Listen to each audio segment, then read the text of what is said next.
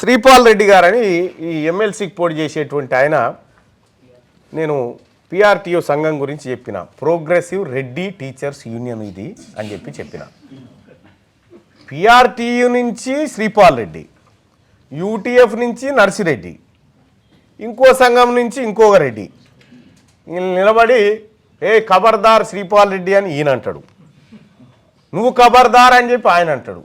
వీళ్ళిద్దరిని వీళ్ళు 3000 ఓట్ల పంచాది వాని గుంజుకొని వీడు మాయ అయితే మేము వేసేది లేదు, బీసీలం అయితే వేసేది లేదు.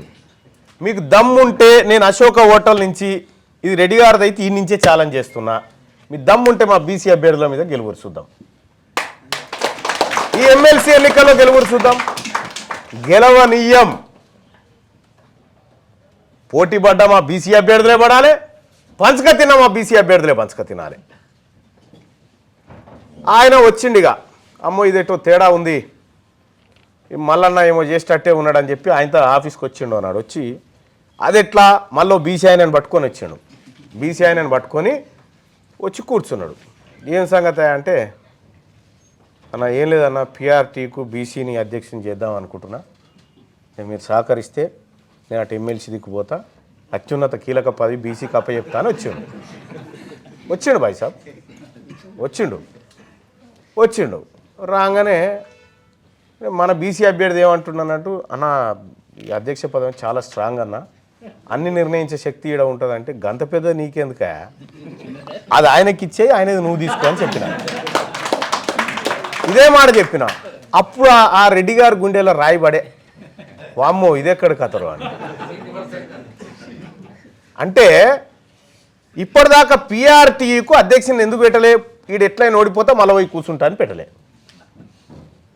నువ్వు నిజంగా బీసీల పట్ల, బీసీ టీచర్ల పట్ల ప్రేమ ఉన్నను అయితే ఏం చేయాలి, అధ్యక్షుని నీకు చేసిన బీసీని పట్టుకురావాలి.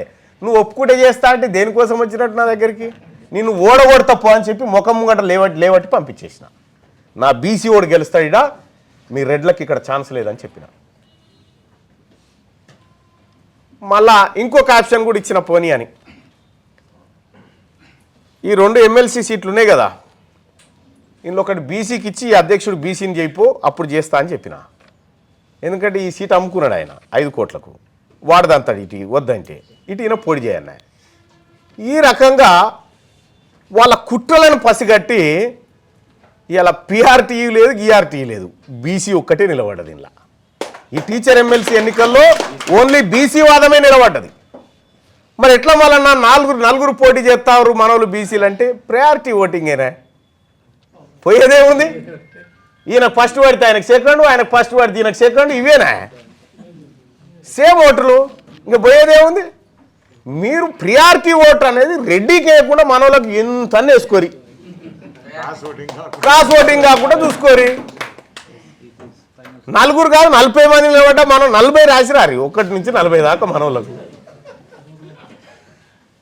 కాబట్టి ఓటు పోతుందన్న బాధ లేదు. 100% బీసీ బిడ్డ టీచర్ ఎమ్మెల్సీగా ఇక్కడ గెలవబోతుండు, మీరు ఆ కాన్ఫిడెంట్తో ఉండండి. క్యూ న్యూస్ ఛానల్లో పనిచేయటకు అనుభవం గల సీనియర్ వీడియో ఎడిటర్స్ కావాలను సంప్రదించవలసిన నెంబర్ 8688926084. qnewsads@gmail.com ను సంప్రదించండి. లైక్ చేయండి.